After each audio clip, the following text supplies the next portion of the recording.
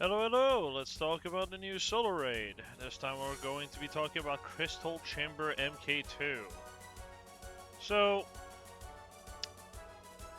this boss is going to be a bit annoying to explain for me because I have Miranda on the main, but I don't have it on the alt. I will explain a few things that would change depending on your account.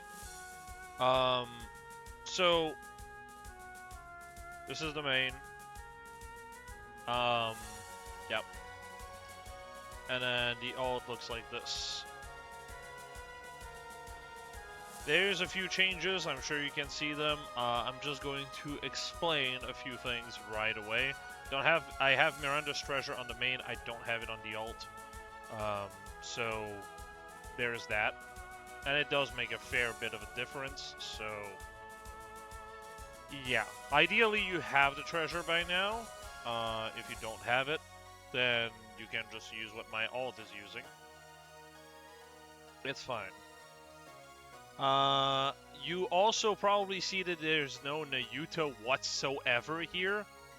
Yeah, she doesn't fit anywhere. However, there's an asterisk on this. Depending on how good your Dorothy is, if your Dorothy's bad, because she's been completely deleted from the game from neutral shotgun comps already, I swear, Dorothy is always the character that just eats shit the fastest when it comes down to meta relevance. It's actually depressing. Dorothy can be removed.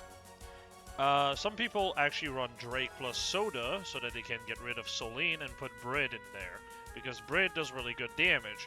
In fact, as far as fire DPS are concerned, I believe she's just the best DPS for fire shotguns, as stupid as that is. I think Drake can out DPS her, but like you need to have good overloads on her, and I just never got enough custom modules to roll mine, so there's that. However, in my case, I lose damage when I do this. If you have a good Dorothy, what will happen is like I'm doing 4.28 here. What will happen if you make the swap is basically this. Yes, I get a damage boost here, right? About 600 mil. But I also lose like 900 mil here, so it doesn't matter. I just lose damage overall. Also, the 4.24 is not even the peak I can do. I think I've done 4.4 at another point, but after running this boss 3 times, I am a little tired, and it is nearing midnight, so I kind of want to get this video out instead of running another gauntlet for the sake of it. So, yeah. Oops, wrong one. So there's that. If your Dorothy is bad, just ditch her. Just run Drake, Soda, and Brid. If you do this, just replace the Brid here with Nayuta, and there goes your Nayuta placement. If you have a good Dorothy, you probably don't want to do this because you just lose damage. Okay, this will depend on the person. I mean, in my case, she's core 7. She has 40% attack and 90% elemental. The elemental does not matter in this raid. I don't know why I even mention it. But yeah, so my Dorothy out DPS's Drake, despite the fact that the boss is weak to fire, because my Drake does not have good elemental. So, yeah. Another thing of note is that Miranda, you kind of don't want Snow White on there. I put her there so that at least someone benefits from Miranda. If you have Ada built, she works here. You want to replace Snow White with Ada, because yes, as stupid as that is, that will boost your damage. Mine is not built, so I don't have her here. But if your Ada is built, running her basically means that her skill 1 is going to boost the attack of whatever burst 3 is bursting. Because everything else here is not an attacker, that means it's going to be what basically the highest attack unit for Miranda's thing to work will go to whoever's bursting thanks to Ada's skill 1. I believe it's skill 1. giving 50% attack to whoever burst with burst 3. And what that translates to is that, well, first of all, Mihara gets an attack boost. The whole reason I put Brit in this team is so she gets an attack boost. But if you do this, Ada will serve as the attack boost. The second thing is it makes so that, well, Mihara is the highest attack all of a sudden, which means Miranda's buff will go to her. This is how the team works to begin with. I'm just explaining it because I know not everyone knows how Miranda comp works, and if they just so happen to have the unit, it is really worth running. Keep in mind, you will lose all the stat bonuses Miranda gives if you shoot. So the idea is that you stay behind cover with Mihara as much as you can so that she doesn't shoot. Because in doing so, you will get the full bonus for every bit of sustained damage procs that happen because you're not shooting, which is really good. It boosts your damage by quite a bit.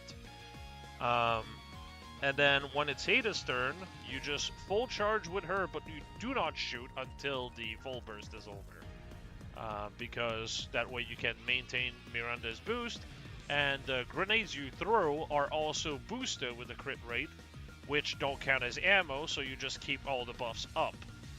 I'm mentioning how Miranda team work because this is the first time I'm using her here. I've done actual research to understand how the team works, so I figured I might as well spread the knowledge for those who don't actually understand how it works. That out of the way, that's kind of like the main changes I would do. I mean, if you don't use Snow White here because you have Ada, you can put her here with the mains. I did try a bit of a crackhead idea, which is to run Nayuta here and Velvet, because Velvet boosts charge damage by 100%, and all of these are charge damage units. It does worse. It's just worse. It's just worse. I tried, and it's like a bill less. I was also using Alice, to be fair, over Liberalio, but I mean, yeah, my Alice is not that good. But I don't think it would have been all that much better anyway, even if I put Liberalia with these two in there. It is a bit unfortunate, but it is what it is. And yeah, for the rest, let's go through the team and talk about the boss itself. This is the Cinderella Snow White team. This is the thing I replaced the Miranda comp with. I trust everybody has these characters at least on my build. I mean, if you don't, Jesus Christ, I'm sorry, man. You're not ready for this game mode. But yeah, I figured since I'm using Rouge, I might as well use Cinderella. You want to make that QTE last as long as possible, then shoot it. Then basically shoot at this. So the full burst is over, but your high rate of fire is still shooting at it, so that you can break it that way.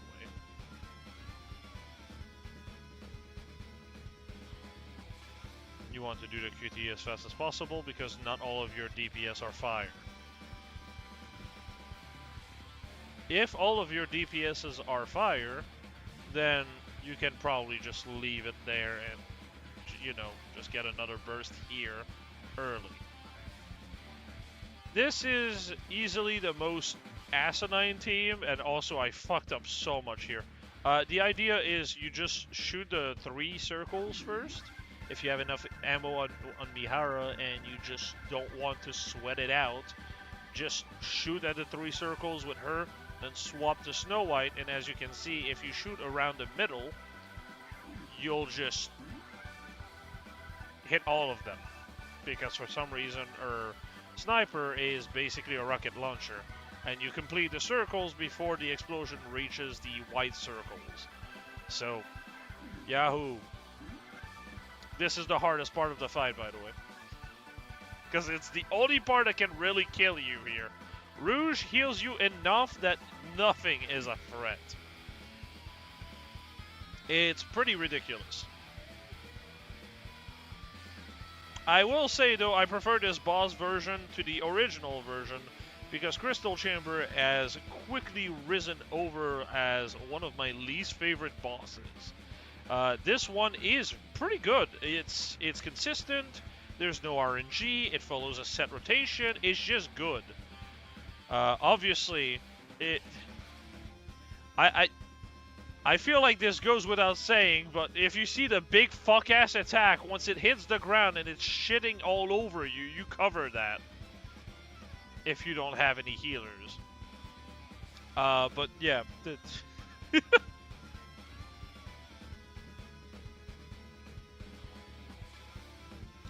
Here you just shoot at them, you break them when you can. They have fairly low HP. I failed to clear one here because I reloaded at a bad time. Who cares? Rouge exists for a reason. She heals. This, by the way, you failed the QTE. It doesn't matter. It really doesn't. It does like very little damage. It love taps you for like 3% health. It's ridiculous. Twice, of course. It's nothing. This is something you'll have to cover. The second you start seeing like it move, you just cover. After about a second, it's basically safe to uncover, and you just go back in for the damage. And then it just resets the rotation again. It's just going to shoot twice, then do this again. You cover this. It's 2 attacks, by the way, so don't think that you're safe after covering just 1. I'm just saying this in advance because, you know, it might trip some people. I'm actually happy they did this because it means shields are not god tier, but the damage is so shit it doesn't matter. Like, unironically, I think both hits do not break the... Here I should just have said fuck this and not do that. I think both hits still don't break Crown Shield, so... Wahoo. Honestly, like, most of the projectiles you can just ignore. It's dead ass, not a threat. Whatsoever. Because they just don't do damage. They do some damage, but like... I mean, you see how everyone's at full HP here. Rouge is enough for this. The true no healer comp is this one. Technically, it is harder than the first one, but frankly, I think they're both on the same level. Just because the other comp is just annoying to work with.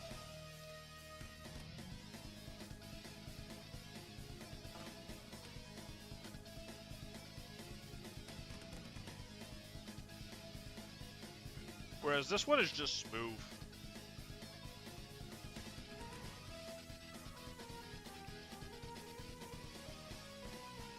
Yeah, here I swapped to Soline to shoot at this. This is on purpose because once you're not in full burst, every one of your shotgun is going to go back to shooting the boss. So the one that does the least damage should be the one to start chugging the HP down of the crystal. So I picked Soline for that reason.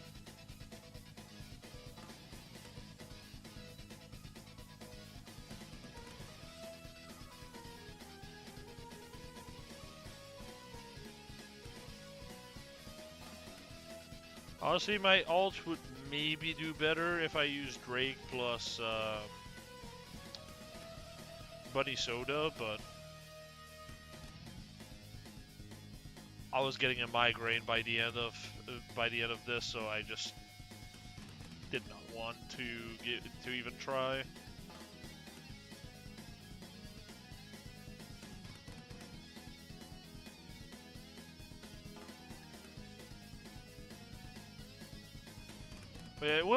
But it will very much depend from account to account. This boss is incredibly simplistic. I mean, like you see me cover here. There's really no point in doing so. I could have just ignored it. It's really just the big attacks like this that you have to cover. Because those can actually kill you. Or chunk your HP by so much that death by 1,000 cut can actually happen.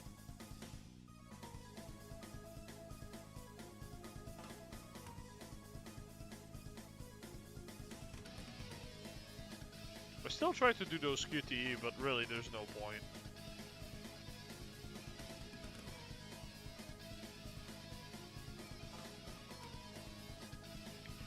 But, well, to be fair, with this team, since you have absolutely no healing, your HP is in fact a finite resource, so... Yeah. I'd rather make sure. Also, keep in mind, I have more merges than most people, so... Yeah. Well, actually, no, this is my alt. I don't really have merges on this account. Well, yeah, like you can see Dorothy kind of getting battered. Thankfully, I mean, there's only 45 seconds left. And honestly, as long as you break all the balls, your cover is fine.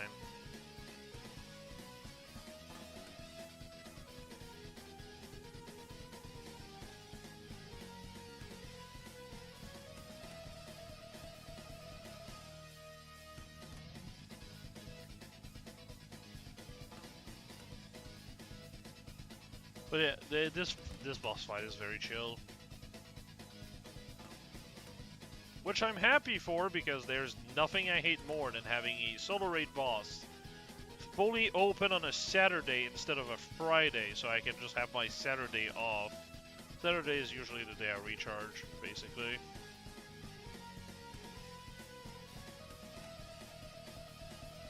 Because I'm busy all week, and Sunday I stream, so I just don't really have much time for myself on any day but Saturday, so... It's a big bummer for me when I have to work on a guide instead. But yeah, this is... As you can see, this boss is very simplistic. So, let's move to Asuka and Ray.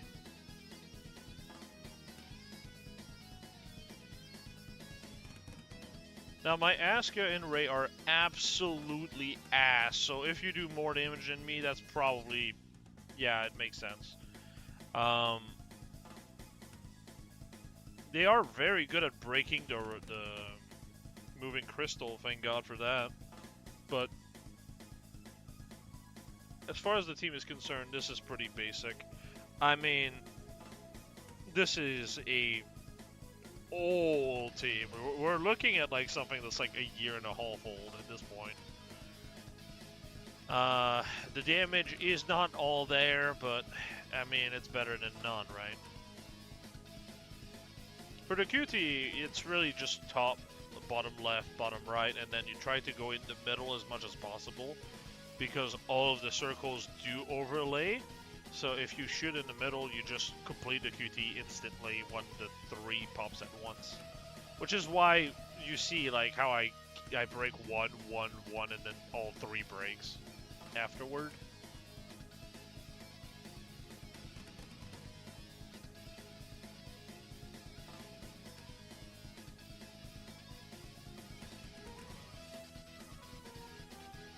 But yeah, very simple boss.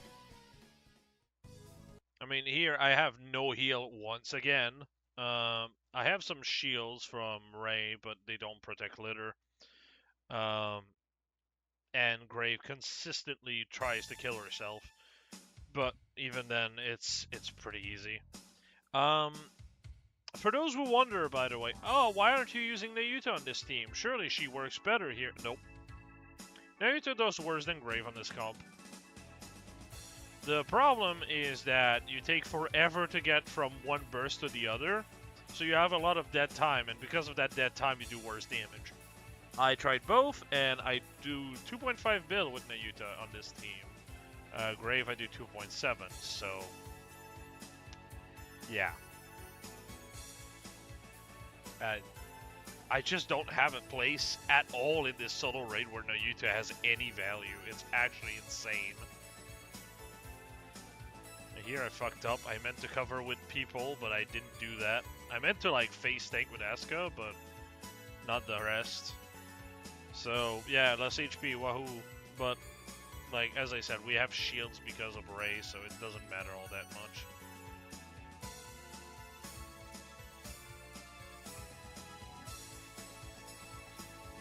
This is a very forgiving raid, and I think it's on purpose. Because usually Raid fully opens on Friday, but not this time.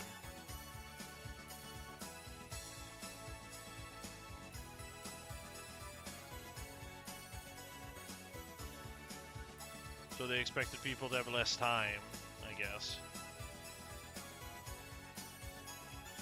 But yeah, this is, what, 2.66? My main did 2.7. And the worst part is, my ult has better overloads. Except on Modernia, my main does have, like, what, 90% elemental on her. But for Asuka here, I think I have, like, 22% attack and 92% elemental, and she's 10-10-10. I don't know why she's so defective. I think it's just I don't have as much ammo, and it makes more of an impact than I thought. Oh, by the by, for shotgun, if you care about mats and you want to save them for the anniversary, but you still want to get her to a decent level, 7-10-7. That's basically what you need. I'm going to maybe try to update the spreadsheet tonight. Fingers crossed. But I figured I'd mention that in the video in some random ass part of the video instead of the start because I'm stupid, but it is what it is.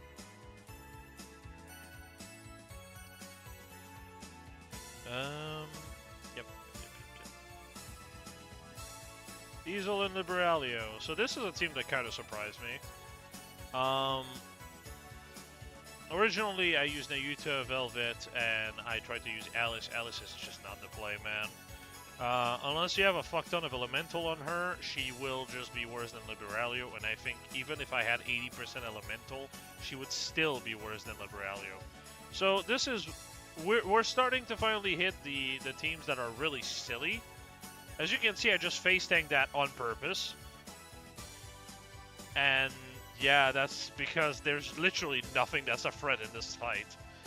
Nothing at all. As you can see, I heal so much that the damage the enemy does gets out DPS by the regen I have, basically. The only thing I can fuck up is this QTE, but yeah, I mean, it's like the most annoying part of the fight.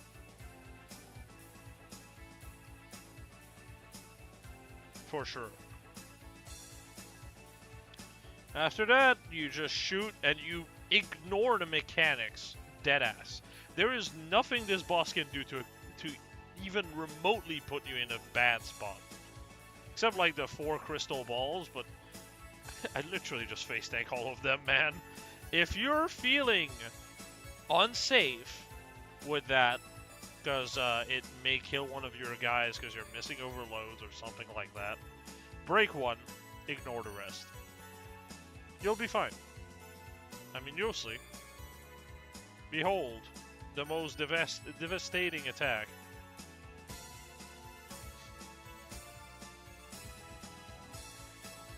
Never went below full HP. Alright.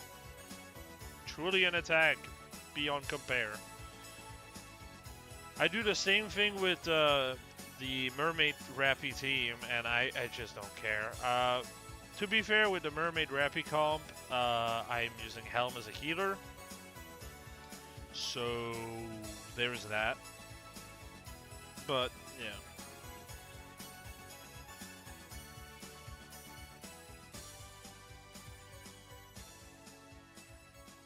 Moron just face tanks all the projectiles. Give a decent attack boost for Diesel. And also, if you're wondering, why aren't you using Mast for your first burst? It's pretty simple. Liberalio boost their attack by like 170% or whatever the number is, I forgot. So you get to a point where you just don't care about having more attack. And on the other hand, Diesel doesn't have attack in her kit. It's like Mihara, so you get into this position where having an attack boost is super advantageous for her. Guess what? That's why Mast is on the second burst. You also cannot burst first with Diesel, because if you do so, the sustained damage buff she gives herself for the rest of the fight is basically halved. You lose damage in doing so, so you really want Diesel to burst second. Okay? I figure most people should know this by now, but, you know, if people are wondering, hey, why is the big DPS girl not bursting first so you can potentially get more out of her? I mean, this is why. But yeah, you want to line up Mast with Diesel because Diesel gets the most out of it. And yeah, it's that simple. Liberalio gets also a lot better at having the maids around because it means that she doesn't waste time reloading. She just keeps shooting forever, which is just a massive damage boost for her. Because the amount of ammo she has normally is fairly low, and she chews through them fairly fast.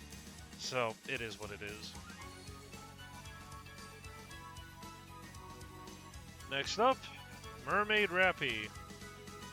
I'm sure people are kind of confused why I'm using like Helm and Privity together. Privity and Crown means that Rappy has no downtime ever. She will never reload. Or rather, reloads are 1 second long, if not, well, not 1 second long, a microsecond long, basically. So she just goes back into it. So that's a really good one. It's also a massive boost in general to Privity. And for Helm basically means you can ignore all mechanics. So you can spend less time fighting the mechanics and more time DPSing the boss. Which is kind of great for Rappy, so Rappy can just rampage.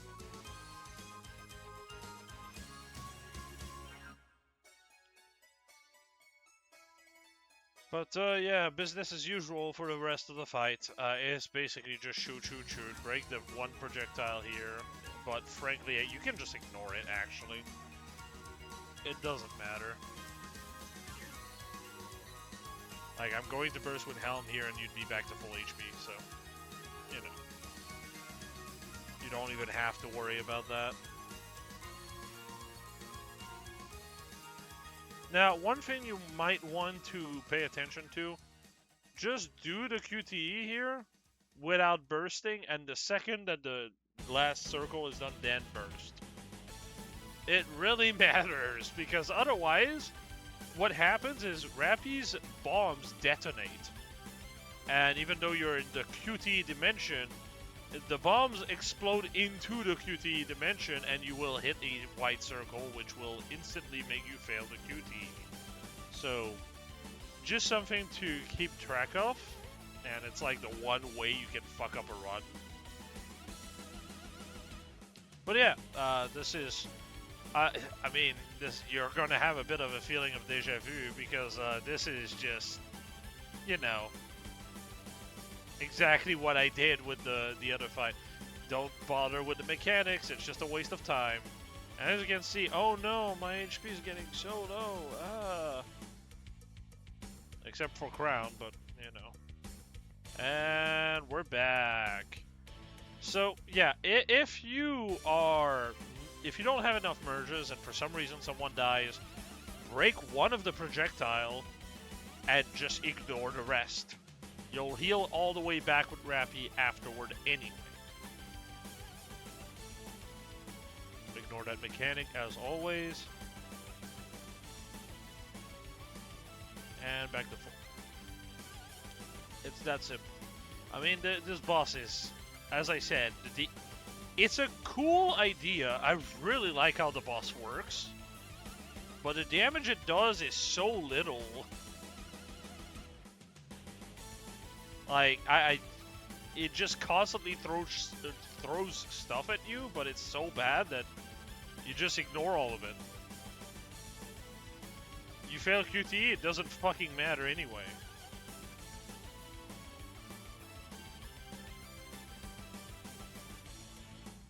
It's just, I don't know. I guess it's meant to be more casual friendly?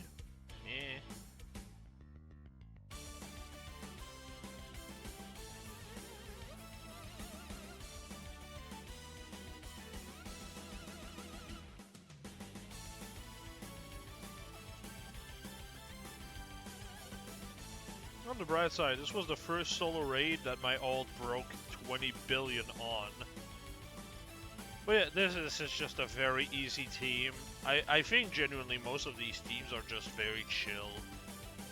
The only one that's a bit less chill is this one. Shotguns feels like it's not easy, but it's really easy, honestly. I mean, I think I even fucked up in that one, and I was completely fine anyway. But yeah. Just overall pretty simple. So once again, this is my mains team. If you want to know stuff you can change, go back to the start of the video. And this is my alt, clear. So yeah, hopefully this is helpful to some. And with that, I'll see you all in the next one. Have a nice rest of the day, everyone. Or good day to some people, I guess.